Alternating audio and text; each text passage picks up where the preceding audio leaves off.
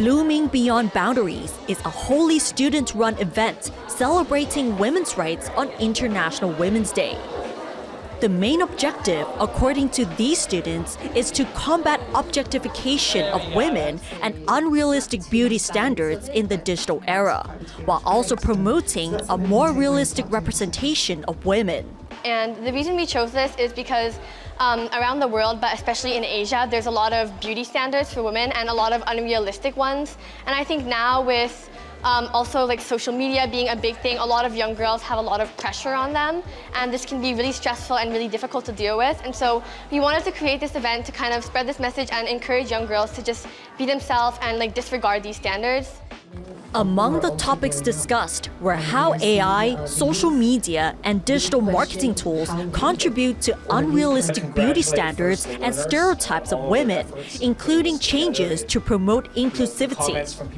These speakers felt that the rise of such technologies poses a threat to their body image, their mental health, and most alarmingly, their safety in digital spaces. I would say people using AI to first of all, beautify themselves to such unrealistic standard that is not achievable without surgical intervention. So the AI part and how it contributes to, I would say, in the mind of someone young, a young woman scrolling through social media, and they see the beauty standard that is not achievable, and then they compare it to themselves. Number one, it is, of course, it is in their head, it is like they're not enough.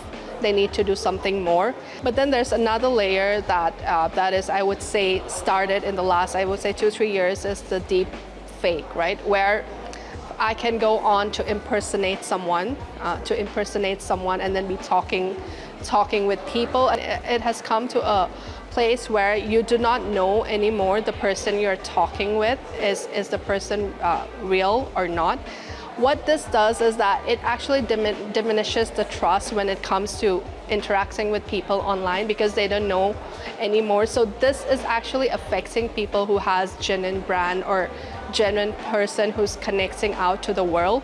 Now everyone has to view all content with skepticism whether this person is real or not. I think the pictures that you get from deepfake are based on all the images that is from the past, and generally it's always an over-sexualization of women. And so every time you prompt a ChatGPT to have a picture of woman, it's a beauty standard that is not for everyone, and you don't need to be of that beauty standard. So we need to be very vigilant on the things that we consume, because we don't know if it's real or not. But how do we combat this when such technologies are rapidly increasing? I think it's a double-edged sword, right? Everyone's very afraid of AI, it's like the big bad monster, but it's actually can have real benefits into how we learn, how we live our lives. But again, everything is happening very quickly. I think it's happening at a rate where perhaps we're not understanding all the repercussions of it and how the impact can be for especially young minds, not just girls, young boys as well. I think it's in terms of amplifying beauty and unhealthy beauty standards, or even stereotypes, or in extreme cases, gender-based violence.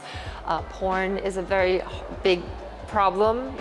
Boys and girls are watching pornography and thinking that that's normal and is acceptable, when that's not what a loving, healthy relationship looks like. And I think it just comes down to one, let's make sure that we're very responsible with what we're watching or accessing online. Question everything. Question every video. Be careful of what you're sharing. Don't add to the toxic noise. How can we create a respectful society online and offline? Online violence against women, especially with the rise of AI and digital technology spreading harmful stereotypes of women, are one of the most worrying phenomena. This also includes the increase of deepfakes and AI-facilitated hate speech against women.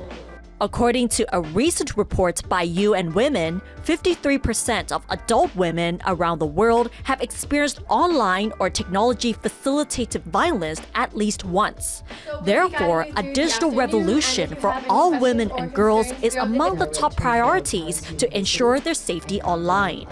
What is needed here really is an urgent effort to put in place better digital policies that regulate the use of AI and that hold social media platforms accountable for the online abuse that is perpetrated on their platforms. Obviously, you need the government and the tech sector at the table, but it's also very important to involve civil society, particularly kind of femtech activists and women's rights organizations who really have the deepest knowledge about how that abuse occurs and how to best prevent it. Nad Bunag reporting for Thai PBS World.